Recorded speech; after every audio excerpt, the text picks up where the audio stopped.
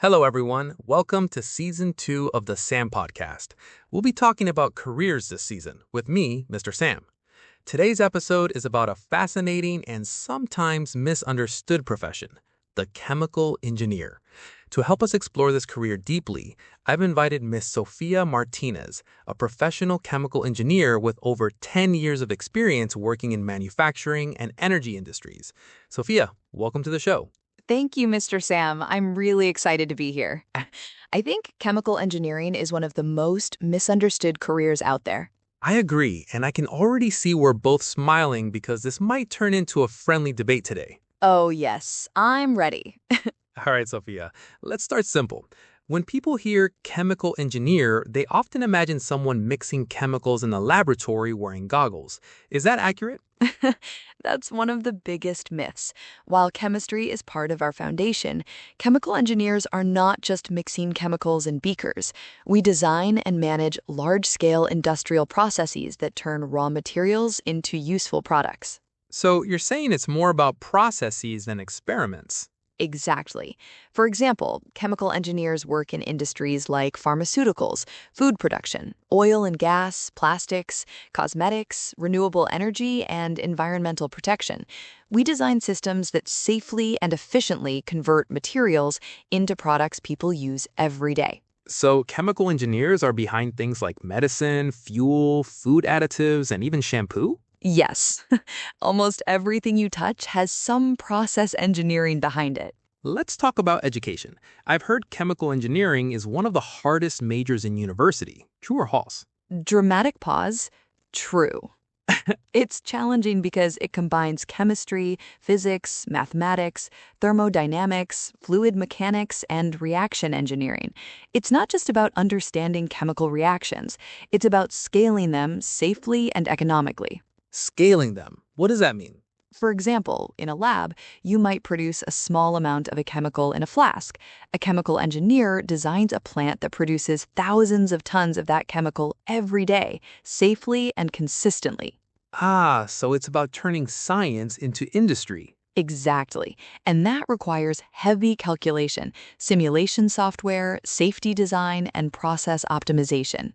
Describe a typical day in your life as a chemical engineer. There's no typical day. Some days I'm reviewing process data, temperatures, pressures, flow rates. Other days I'm in the plant wearing a helmet and safety glasses, inspecting equipment. So it's not just office work. Not at all. I might attend safety meetings, troubleshoot equipment issues, analyze efficiency problems, or work on improving production yields.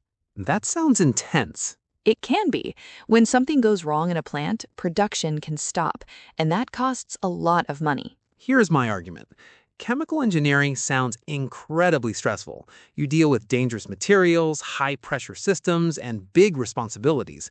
Why would someone choose that? That's fair. Yes, there's responsibility, but we design systems with multiple safety layers. Modern plants have sensors, alarms, automatic shutdown systems, and strict protocols. Still, accidents can happen. True, that's why safety is our number one priority. We study hazard analysis, risk assessment, and process safety management in detail. But emotionally, doesn't that pressure weigh on you? Sometimes, but it also builds discipline and confidence. Knowing that your calculations and planning prevent accidents is extremely rewarding.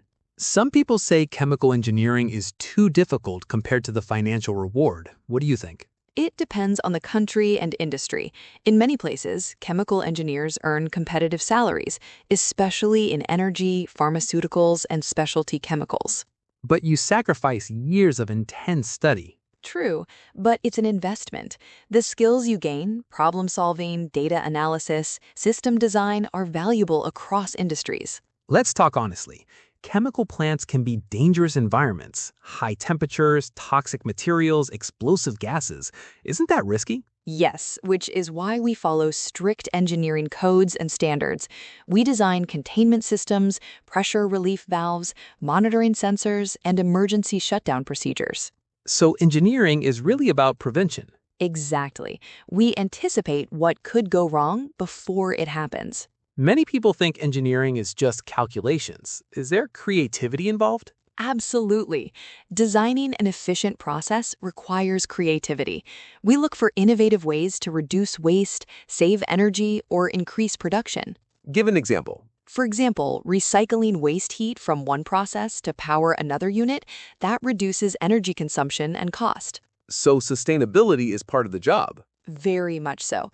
Modern chemical engineers work heavily on green energy, hydrogen fuel, battery materials, and environmental protection.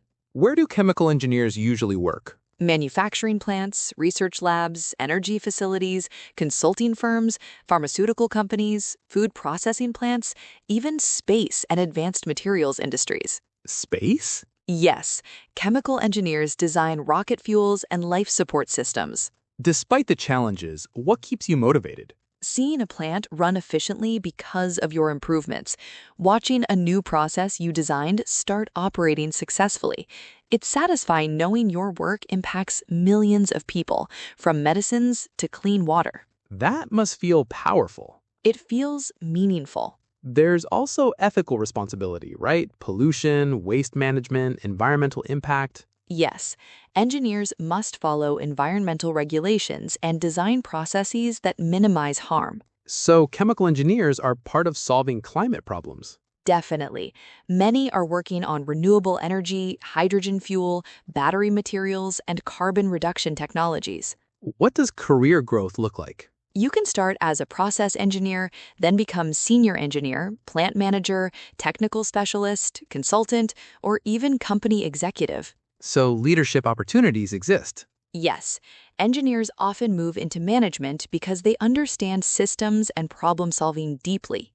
Let me challenge you again. Plant work sometimes requires long hours or emergency calls. Is work-life balance difficult? Sometimes during critical operations, but many companies now prioritize structured schedules and team support. So it depends on industry. Exactly. What personality traits make a good chemical engineer? Analytical thinking, attention to detail, patience, teamwork skills, and responsibility. And courage, right? Yes, courage too. What advice would you give students interested in chemical engineering?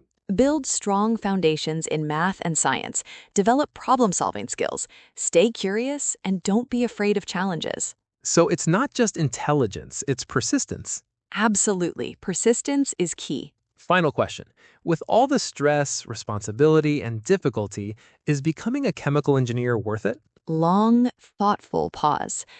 Yes, because you're not just doing a job, you're shaping industries, improving lives, and solving global challenges. That's a strong statement. It's true. From clean water systems to life-saving medicines, chemical engineers make modern life possible. I have to admit, you've convinced me. Sophia, thank you for sharing such honest insights about chemical engineering, the challenges, the risks, and the rewards. Thank you, Mr. Sam. This was a great discussion. To our listeners, chemical engineering is demanding, technical, and responsible, but also innovative, impactful, and rewarding.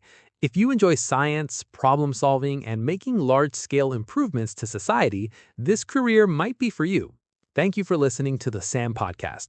Join us next time as we explore another exciting career. Goodbye, everyone.